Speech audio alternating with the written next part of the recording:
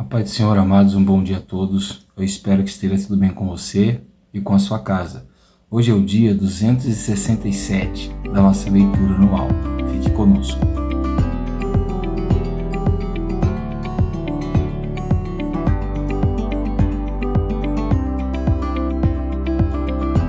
Bom, amados, nós estamos iniciando hoje o estudo do livro do profeta Ageu, um profeta bem conhecido por todos, né?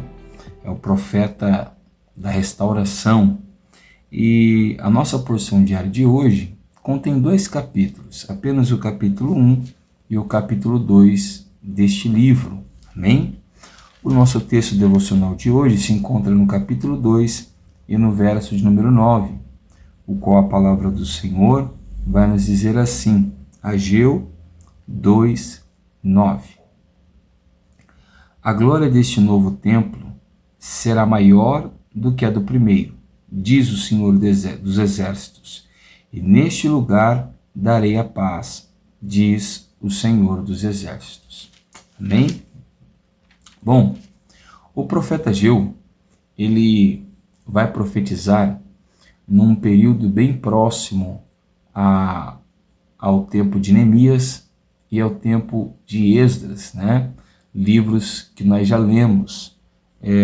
Nós sabemos que o Império Persa, né, depois que assume ali o controle de toda a região que era dominada pela Babilônia, o rei Dário, ele faz um decreto para que os povos, o povo de Judá, o povo de Israel, pudesse voltar para a sua terra e pudesse ali voltar às suas atividades naturais, inclusive as espirituais.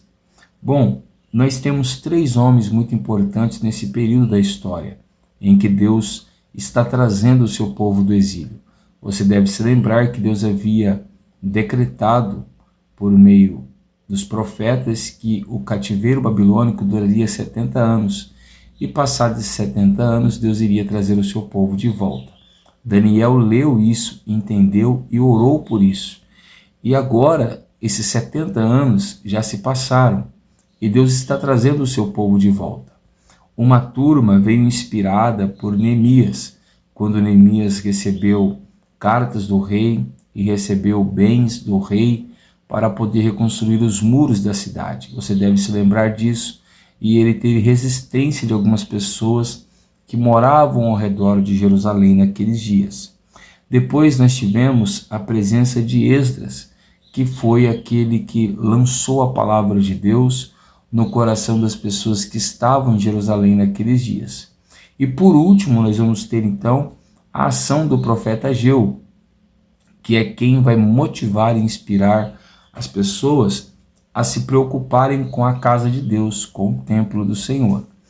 A relação entre esses 3 homens ela é tão bela, tão perfeita, porque Deus levantou cada um com um propósito para uma área e para um ideal.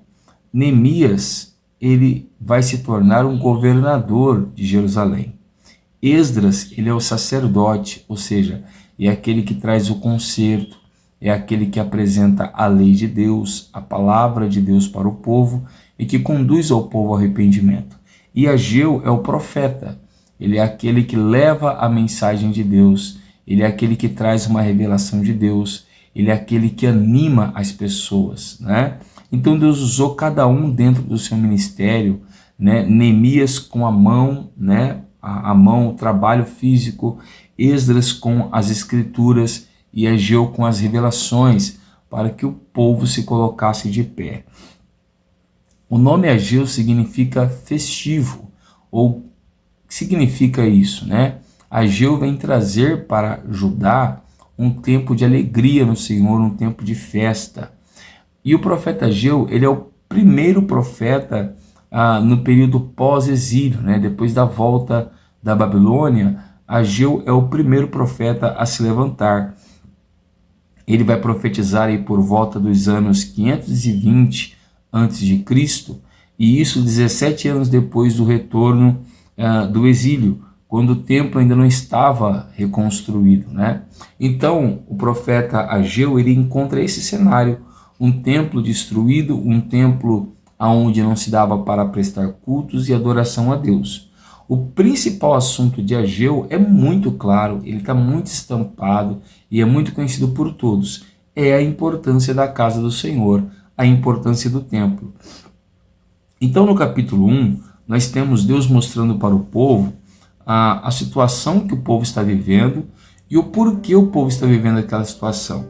E o texto diz assim, no capítulo 1, no verso 2: Este povo diz, ainda não chegou o tempo em que a casa do Senhor deve ser reconstruída. Então, observa que o povo está vivendo a promessa de Deus, eles estão vivendo a fidelidade de Deus. Deus prometeu trazer eles de volta para casa, Deus prometeu restaurar a sua sorte e Deus estava cumprindo a sua parte da promessa, né? Em restaurar a sorte de Israel e de Judá. Porém, Deus estava trazendo eles de volta para que eles também pudessem voltar a buscar a Deus. E rapidamente o povo se esqueceu de Deus. Cada um voltou e focou em reconstruir a sua casa, em reconstruir a sua morada, em voltar a prosperar, a trabalhar, a edificar e a conquistar. E a casa de Deus ficou esquecida. Então Deus diz lá no verso 4: Acaso é tempo de vocês morarem em casas luxuosas, enquanto este templo permanece em ruínas? Ou seja, eles estavam reconstruindo suas casas, suas moradias e fazendo casas muito belas. E a casa de Deus estava ali abandonada, sendo tratada de qualquer maneira, né? Então Deus vai falar para eles: olha, eu vou te mostrar o porquê vocês estão plantando e não colhem, porque vocês buscam e não acham, e porque vocês batem e não abrem. Olha o que diz o verso 6. Vocês semeiam muito e colhem pouco. Comem, mas isso não chega a matar a fome. Bebem, mas isso não dá para ficar satisfeitos. Põem roupas, mas ninguém se aquece. E o que recebe salário, recebe-o para colocar numa sacola furada. Esse assunto de Ageu é um assunto polêmico, mas extremamente urgente e que muitas pessoas precisam entender. A prosperidade do povo de Deus, ela não vem por causa dos seus esforços. A bênção do povo de Deus não vem por causa das suas capacidades e méritos. Toda a nossa bênção, toda a nossa prosperidade, toda a nossa providência vem do Senhor. É o Senhor quem nos faz prosperar.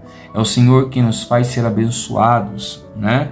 Agora, observa que quando as coisas não estão indo bem, quando as coisas vão de mal a pior, quando você planta e não colhe o que você está plantando, quando você recebe um salário e o seu salário não rende, alguma coisa está errada.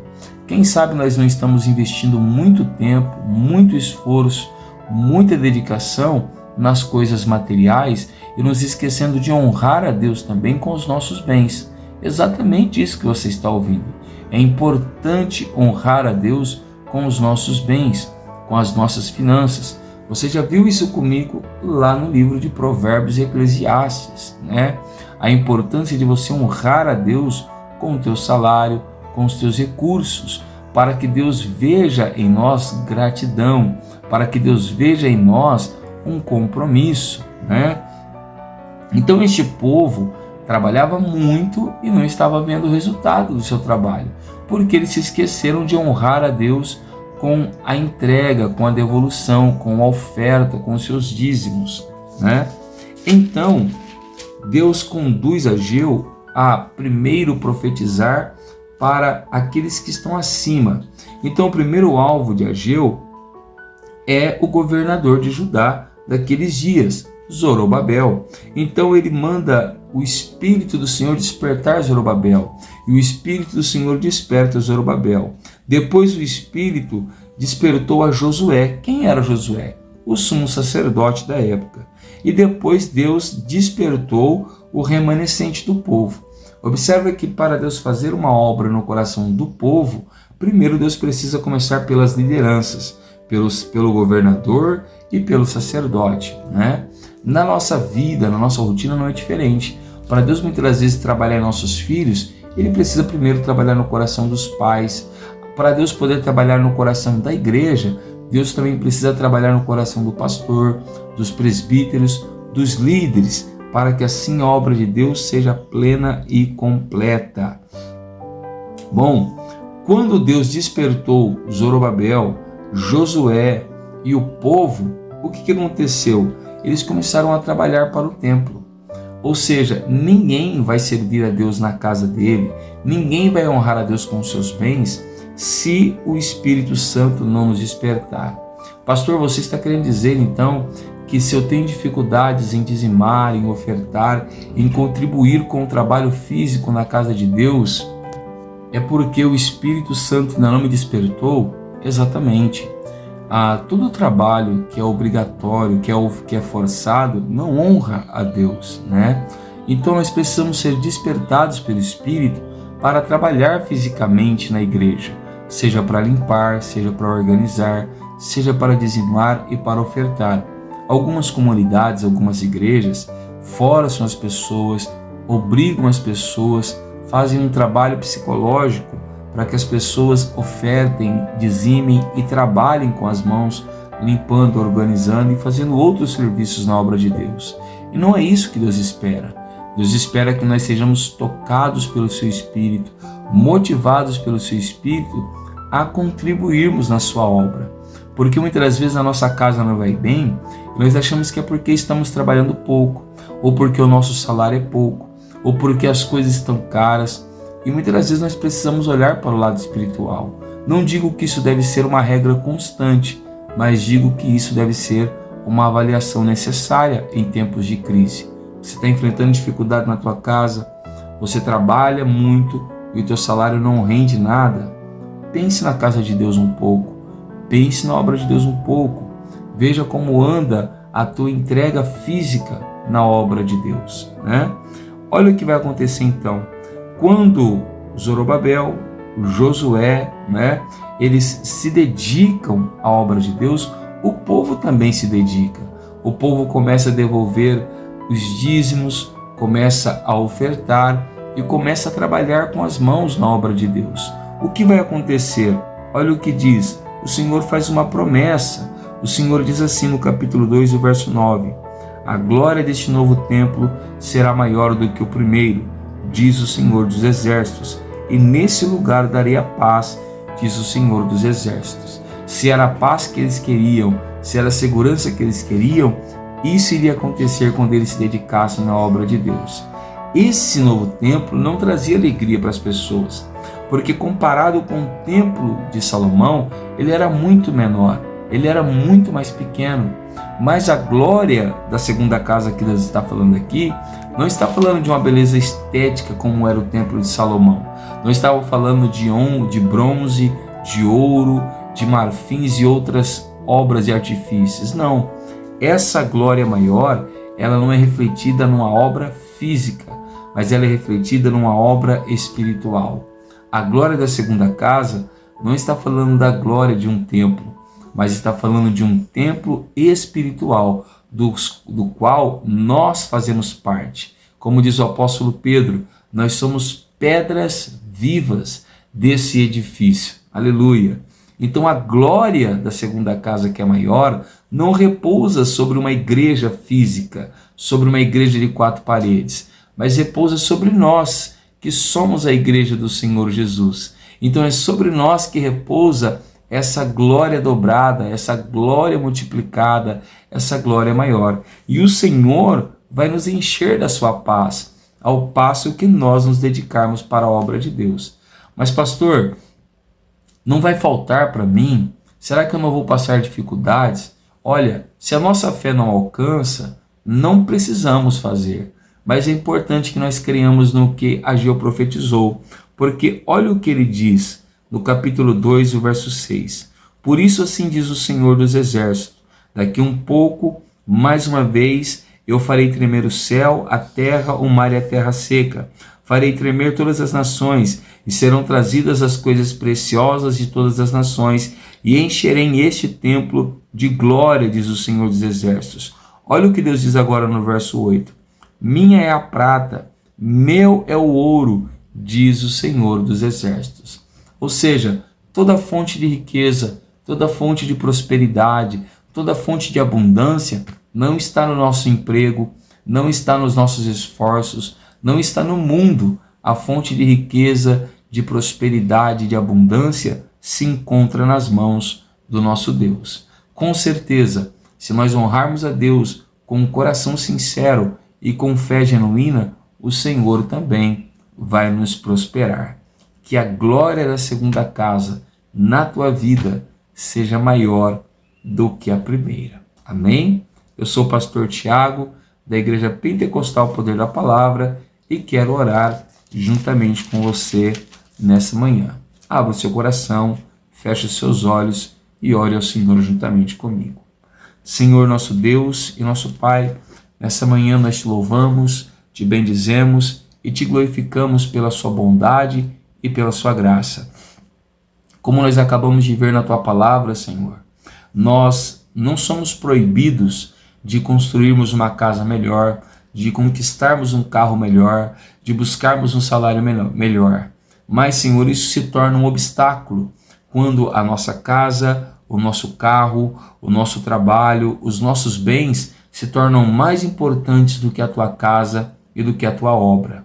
Não permita, Senhor, que o nosso coração pese com peso injusto a tua casa e os nossos bens. Que nós venhamos usar os nossos bens para glorificar a tua obra e a tua casa. Que nós venhamos usar os nossos bens para honrar o Senhor e aquilo que o Senhor tem feito em nossas vidas. Abençoa, Senhor, essa família, essa casa que agora nos assiste, mas abençoa também a tua obra.